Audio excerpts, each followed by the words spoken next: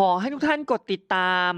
และอย่าลืมกดสั่นกระดิ่งเลือกทั้งหมด กดไลค์ กด Subscribe กดแชร์ให้ด้วยนะครับ เพื่อเป็นกำลังใจในการทำคลิปต่อไป ขอบคุณครับ เริ่มแล้ววันนี้ของจริงมาแล้ว พายุฝนฟ้าคะนองวันแรกพยากรณ์อากาศ กลับมาพบกันอีกครั้ง กับวันเสาร์ที่ 17 กันยายน กับช่องวาตภัย อุทกภัย พยากรณ์อากาศ ในช่วงเที่ยงนะครับ ซึ่งในวันนี้แอดมินจะมาแจ้งเตือนในด้านของพื้นที่ฝนรวมถึงประกาศแจ้งเตือนจากกรมอุตุนิยมวิทยา และพื้นที่เสี่ยงภัยที่จะมีฝนตกหนักจนถึงหนักมากเข้ามานะครับซึ่งนะครับจากที่แอดมินได้คาดการณ์ว่า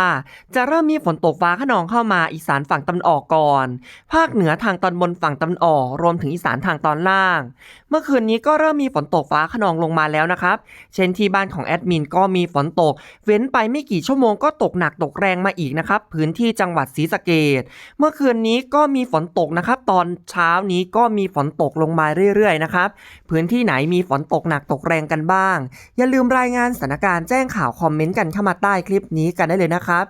ซึ่งในวันนี้ล่าสุดทางด้านของกรมอุตุนิยมวิทยาได้ออกมาประกาศแจ้งเตือนฝนตกหนักถึงหนักมากบริเวณประเทศไทยจะมีผลกระทบตั้งแต่วันนี้ 17-21 กันยายนเป็นฉบับที่ 4 แล้วนะครับลงวันที่ 17 กันยายนโดยในช่วงวันที่ 17-21 กันยายนบริเวณความกดอากาศสูงหรือมวลอากาศเย็นจากประเทศจีนจะแผ่ลงมาปกคลุมประเทศลาวและเวียดนามทางตอนบนส่งผลทำให้ร่องมรสุมเลื่อนลงมาพาดผ่านภาคเหนือภาคกลางภาคตะวันออกเฉียงเหนือประกอบกับมรสุมตะวันตกเฉียงใต้ปกคลุมทะเลอันดามันประเทศไทยและอ่าวไทยมีกำลังแรงขึ้นประเทศไทยจะมีฝนเพิ่มขึ้นฝนตกหนักถึงหนักมากลมกระโชกแรงบางพื้นที่ของภาคเหนืออีสานกลางกรุงเทพมหานครปริมณฑลตะวันออกและภาคใต้ขอให้ประชาชนบริเวณดังกล่าวระวังอันตรายจากฝนตกหนักถึงหนักมากลมกระโชกแรงฝนสะสมซึ่งอาจจะทำให้เกิดน้ำท่วมฉับพลันน้ำป่าไหลหลากโดยเฉพาะพื้นที่ลาดลุ่มเชิงเขาใกล้กับทานน้ำไหลผ่านและพื้นที่ลุ่มต่ำจังหวัดที่คาดว่าจะมีฝนตกหนักถึงหนักมากบางพื้นที่ภาคเหนือจังหวัดเชียงใหม่เชียงรายพะเยาน่านตากกำแพงเพชรพิจิตรและพิษณุโลกภาคตะวันออกเฉียงเหนือบริเวณจังหวัดหนองคายบึงกาฬหนองบัวลำพูขอนแก่นอุดรธานีสกลนครนครพนมร้อยเอ็ดยโสธรอำนาจเจริญบุรีรัมย์สุรินทร์ศรีสะเกษและอุบลราชธานีภาคกลางเน้นบริเวณจังหวัดนครสวรรค์อุทัยธานีกาญจนบุรีราชบุรีรวมทั้งกรุงเทพมหานครปริมณฑลภาคตะวันออกเน้นบริเวณจังหวัดนครนายกปราจีนบุรีฉะเชิงเทราระยองจันทบุรีและตราดส่วน 18-19 กันยายนพื้นที่ภาคเหนือจะเน้นบริเวณจังหวัดลำพูนลำปางแพร่น่านสุโขทัยพิษณุโลกพิจิตรเพชรบูรณ์กำแพงเพชรและตากส่วนภาคตะวันออกเฉียงเหนือ 18-19 กันยายนเน้นจังหวัดเลยหนองบัวลำพูหนองคายบึงกาฬอุดรธานีสกลนครนครพนมมุกดาหารยโสธรกาฬสินธุ์ชัยภูมิขอนแก่นมหาสารคามร้อยเอ็ดอำนาจเจริญนครราชสีมาบุรีรัมย์สุรินทร์ศรีสะเกษและอุบลราชธานีส่วนภาคกลาง 18-19 กันยายนเน้นบริเวณจังหวัดนครสวรรค์อุทัยธานีกาญจนบุรีราชบุรีสุพรรณบุรีชัยนาทสิงห์บุรีอ่างทองลพบุรีสระบุรีพระนครศรีอยุธยาสมุทรสงครามสมุทรสาครรวมทั้งกรุงเทพมหานครและปริมณฑลภาคตะวันออก 18-19 กันยายนเน้นบริเวณจังหวัดฉะเชิงเทรานครนายกปราจีนบุรีสระแก้วชลบุรีระยองจันทบุรีและตราดส่วนพื้นที่ของบริเวณภาคใต้ 18-19 กันยายนเน้นบริเวณจังหวัดเพชรบุรีประจวบคีรีขันธ์ชุมพรระนองและพังงาส่วน 20-21 กันยายนพื้นที่ภาคเหนือจะเน้นบริเวณจังหวัดสุโขทัยพิษณุโลกพิจิตรเพชรบูรณ์กำแพงเพชรและตากส่วนภาคตะวันออกเฉียงเหนือ 20-21 กันยายน เน้นบริเวณจังหวัดหนองคาย บึงกาฬ สกลนคร นครพนม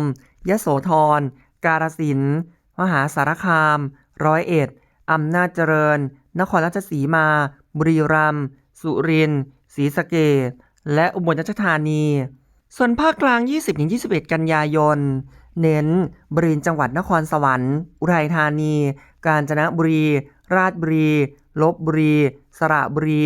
รวมทั้งกรุงเทพมหานครปริมณฑล ภาคตะวันออก 20-21 กันยายน เน้น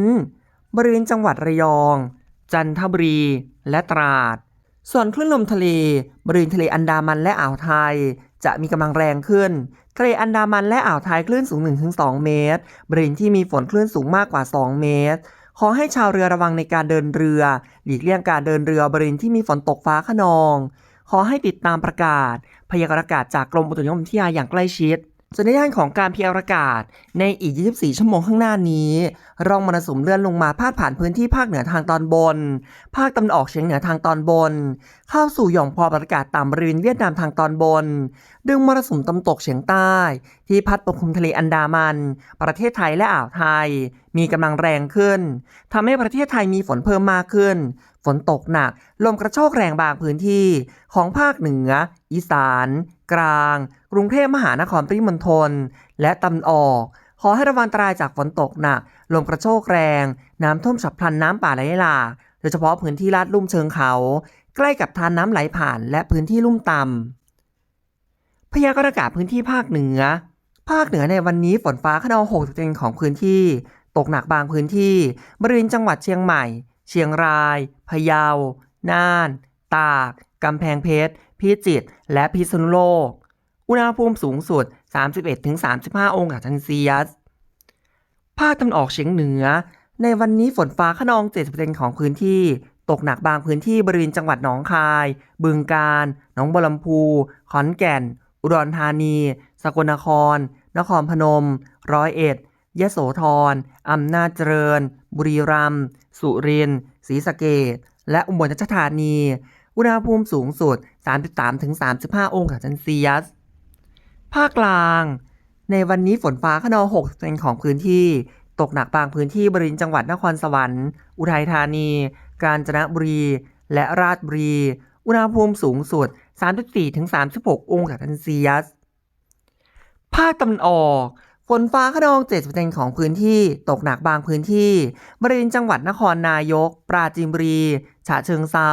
ระยอง จันทบุรี และตราด อุณหภูมิสูงสุด 32-34 องศาเซลเซียส ทะเลคลื่นสูง 1-2 เมตร บริเวณที่มีฝนคลื่นสูงประมาณ 2 เมตร กรุงเทพมหานครปริมณฑล ในวันนี้ฝนฟ้าคะนอง 60% ของพื้นที่ ตกหนักบางพื้นที่ อุณหภูมิสูงสุด 32-35 องศาเซลเซียส ส่วนพื้นที่ของบริเวณภาคใต้ ภาคใต้ฝั่งตะวันออก ฝนฟ้าคะนอง 40% ของพื้นที่ ส่วนมากในนครศรีธรรมราช พัทลุง สงขลา ปัตตานี ยะลา และนราธิวาส อุณหภูมิสูงสุด 33-35 องศาเซลเซียส ทะเลคลื่นสูง 1-2 เมตร บริเวณที่มีฝนคลื่นสูงประมาณ 2 เมตร ส่วนภาคใต้ฝั่งตะวันตก